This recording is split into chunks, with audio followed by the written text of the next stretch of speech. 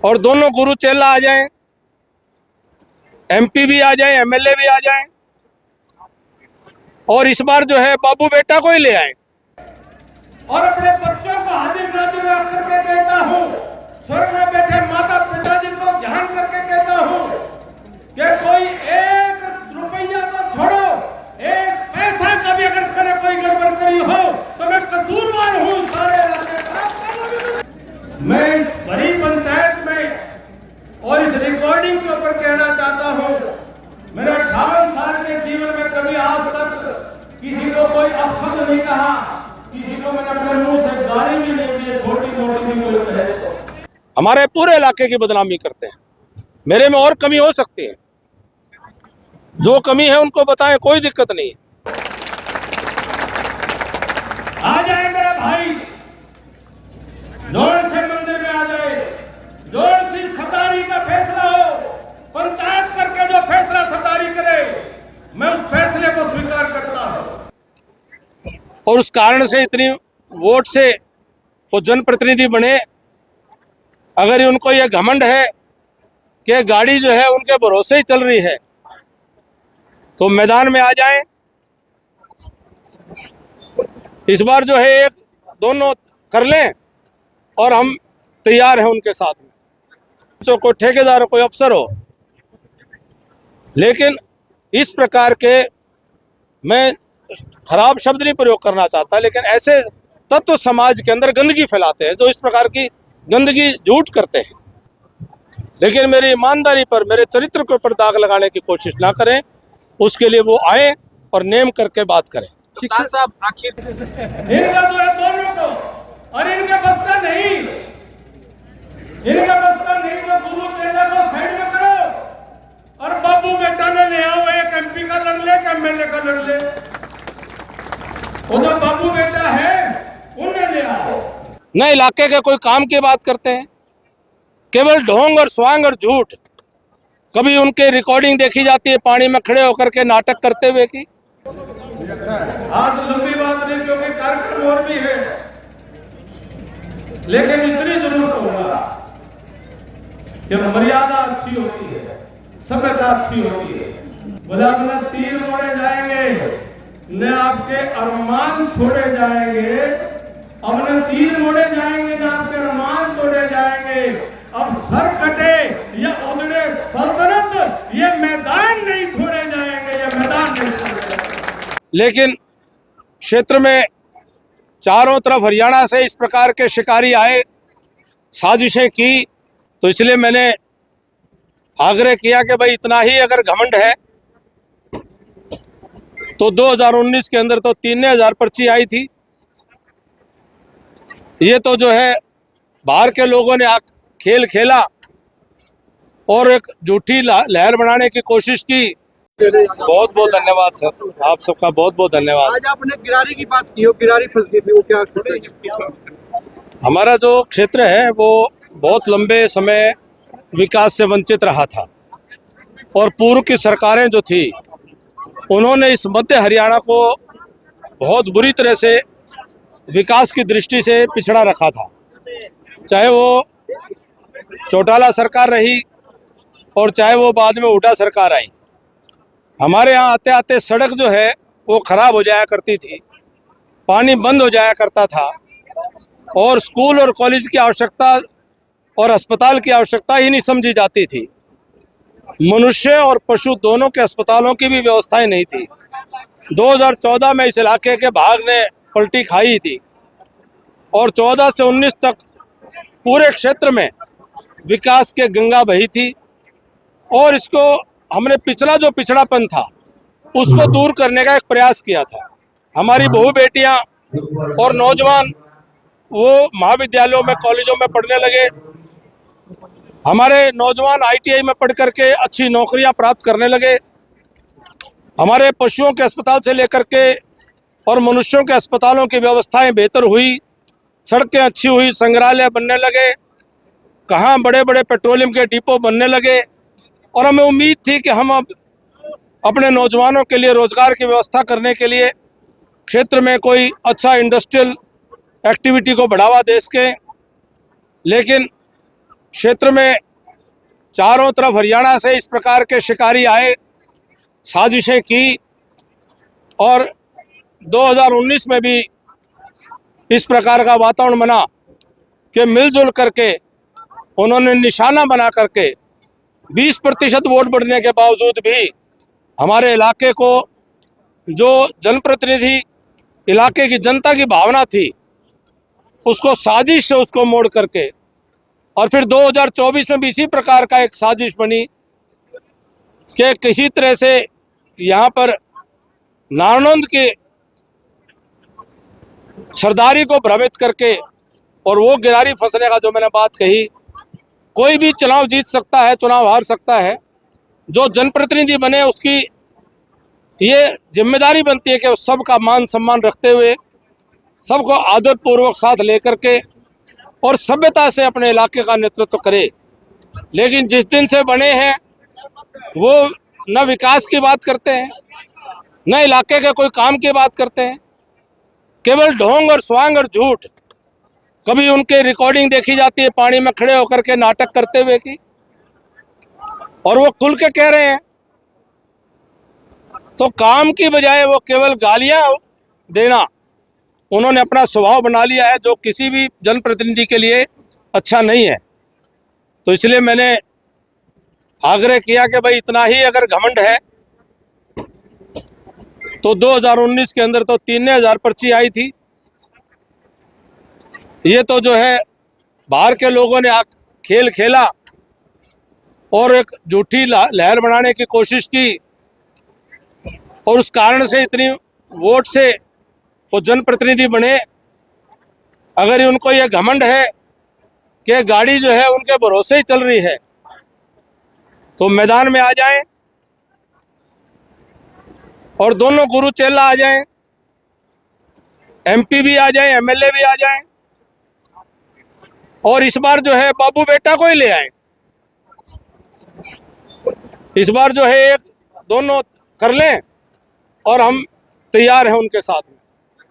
सच्चाई उनकी सामने आ जाएगी और जनता उनकी जो जमीनी हकीकत है वो उनको बता देगी। आज आपके भाषण में जो है जोश भी था और उसके अलावा इमोशंस भी थे, इमोशनल बातें भी आपने की, आपने मंदिर की बात भी की कि नेम का दुख है कि मैंने अपने राजनीतिक जीवन तो क्या, सामाजिक जीवन, मैंने अपना व्यावसायिक जीवन, मैंने अपना सेना का जीवन, मैंने अपने जीवन में हमेशा कोशिश की कि मैंने कभी किसी के साथ बुरा व्यवहार नहीं करूं, कभी किसी के साथ गलत बात नहीं करूं और किसी के साथ असभ्य बात नहीं करूं पूरे जीवन में। और मुझे राजनीति की मजबूरी ऐसी हुई कि न जाने किस किस प्रकार के लोगों ने क्या क्या कह दिया। तो ये मेरा भाईचारा है, अपने भाईचारे में, अपने सरदारी के सामने भी मैं अगर ये बात नहीं कहूँगा तो किसके आगे कहूँगा कि वो भी हमारा भाई है। हमारा भाईचारा हमारे पूर्वजों ने सिखाया है कि 36 बिरादरी का भाईचारा है। अगर वो इस प्रकार की बातें बोलते हैं, उनके भी बच्चे हैं, उनके भी परिवार हैं, कोई उनके बारे में ऐसा बोले तो उनके बच्चों परिवार को कैसा लगेगा। और उनको ये नहीं पता कि हम भी कुछ न कुछ नेक नाते में उसके भाई काका कुछ न कुछ हम भी लगते होंगे। लेकिन उनको इस प्रकार की शायद शिक्षा और संस्कार जो है कहीं ना कहीं ये साफ दिखाई देता है उसकी कमी रही है। तो वो सच्चाई साबित कर दे। एक बात को लेकर के एक चीज भी मैंने कहा कि वो जो सरदारी मेरे इलाके की पंचायत कर ले, जो मेरे इलाके की सरदारी मेरे सर पर कसूर लगाएगी, जिंदगी में राजनीति छोड़ दूंगा। मैंने नारनौंद को मंदिर माना, मैंने एक एक गरीब से गरीब आदमी को इस मंदिर की मूर्ति भगवान मान करके मैंने इस इलाके की सेवा की। उसको नहीं पता तो आपके पास कोई है, पत्रकार हो आप, कोई एक आदमी लेकर के आ जाओ। एक आदमी भी जो यूं कह दे भाई 1 रुपया दिया, कोई सरपंच हो, कोई ठेकेदार हो, कोई अफसर हो। लेकिन इस प्रकार के, मैं खराब शब्द नहीं प्रयोग करना चाहता, लेकिन ऐसे तत्व समाज के अंदर गंदगी फैलाते हैं जो इस प्रकार की गंदगी झूठ करते हैं, हमारे पूरे इलाके की बदनामी करते हैं। मेरे में और कमी हो सकती है, जो कमी है उनको बताएं, कोई दिक्कत नहीं है, लेकिन मेरी ईमानदारी पर, मेरे चरित्र के ऊपर दाग लगाने की कोशिश ना करें। उसके लिए वो आए और नेम करके बात करें। कप्तान साहब आखिर बारिश के मौसम में किसी दूसरे के पीछे अपना खेतों का और घरों का पानी निकलवाने के लिए हमको कहीं ना करके दूसरों के आगे हाथ देने की जरूरत है। मैं आपकी मजबूरी को समझ रहा था, आपके हालात को समझ रहा था। मैं और आप कोई न्याय नहीं, अलग नहीं है। हर रोज की आपकी तड़प को जानता हूं, हर रोज की आपकी तकलीफ को समझता हूं। और हमने सोचा था हमारा भाई, उसको जिम्मेदारी दी। वैसे तो मैं किसी के खिलाफ गलत कभी बोलता नहीं हूं, और जन्मदिन का दिन हो तो और ज्यादा मैं इतना ही कहना चाहता हूं, जो हमारा भाई उसको जिम्मेदारी दी इलाके ने अपना नुमाइंदा बनाया। हमारे इलाके का भाईचारा ये हमें संस्कार सिखाता है कि हम एक दूसरे के खिलाफ गंदा नहीं बोलते, हम भेड़ा नहीं बोलते, हम खराब नहीं बोलते।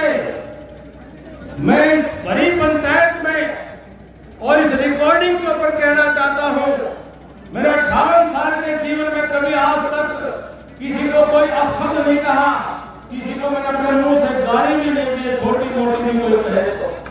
मेरे 58 साल की जिंदगी में मैंने मर्यादा नहीं तोड़ी, मैंने किसी का लिया हुआ नहीं रखा अपनी तरफ से, जितना मेरा बस का था। मैंने कोशिश की कि ईमानदारी से सच्चा जीवन बिताने का काम करूं। और पता नहीं किसने संस्कार दिए कि राजनीति का क्या सबक मिलता है कि किसी ने मुझे वो भाई ने कहता बोले ये नीच आदमी है। बताओ ये कोई शब्द है हमारे संस्कारों में? ये मैं कोई शिकायत नहीं कर रहा हूं, मैं ये कहना चाहता हूं कि ये हमारे इलाके में इस प्रकार की शब्दावली को हमारे बुजुर्गों ने कभी नहीं सिखाया। वो ये पूरा इलाका, मैं सब पूरी रिकॉर्डिंग के ऊपर कह रहा हूं, वो मेरा भाई है, अजीज है, छोटा भाई है। भाई करणपाल जी, ये सारी पंचायत, सारी सरदारी, ये सतरोड़ की, बाड़ा की, रोगी की, पंचग्रामी की, 24 की इकट्ठी कर लो। उस भाई ने उसके जो मंदिर उसमें स्वभाव है उस मंदिर में बिठा लो, और जो मंदिर जो मेरे न मानो भाई अभी मंदिर उस मंदिर में झुकेगा और मंदिर में चालो। ये नानक के विकास के लिए रात दिन एक करते हुए इसको मंदिर मान करके एक एक सदस्य को मैंने भगवान मान करके और अपने बच्चों को हाजिर नाजिर रख करके कहता हूं, स्वर्ग में बैठे माता पिताजी को ध्यान करके कहता हूं कि कोई एक रुपया तो छोड़ो, एक पैसा का भी अगर मैंने कोई गड़बड़ करी हो तो मैं कसूरवार हूं सारे इलाके का।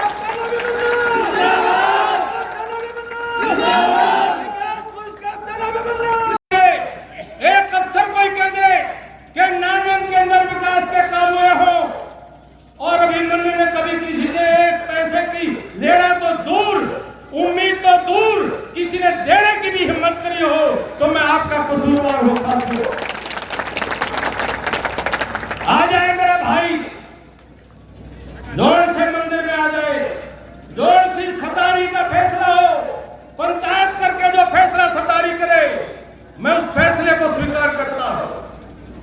और सुबह शाम सारा दिन गाड़ी देना ये शोभा नहीं देता। भाई का नाम क्या है वो भी, और उसका गुरु का नाम भी वो है। ये हरियाणा में दो झूठे इकट्ठे हो गए। रोज सुबह फोन करा उनका गुरु, उनका जो हेडमास्टर है, रोज सवेरे टेलीफोन उठा करके कहते हैं जा भी मन्नू ने ये गाड़ी दे। ये दोनों गुरु चेला शुरू हो जाते हैं लोग, एक पेट्रोल से लेकर के सारा जो गंद मचा रहा और एक यहाँ पर गंद मचा रहा, और बैठा बैठा उनका मालिक वो दिल्ली में बैठ करके रोज इशारे दे रहा। तो मैं चाहता है प्रार्थना आपसे, तुम मेरी प्रार्थना मान लो, अगर आप इजाजत हो तो इस भाईचारे के दम पर कहता हूं, जब भाई इतना बड़ा फन्ने खान था भाई, चुनाव में तो वोट पड़ते हैं, जनता देती है, घट जाते हैं, कभी किसी के बढ़ जाते हैं, कोई जीत जाता है, कोई हार जाता है। लेकिन इतना फन्ने काम था तो 2019 में औकात 3000 की थी भाई, हमने भी देखा था।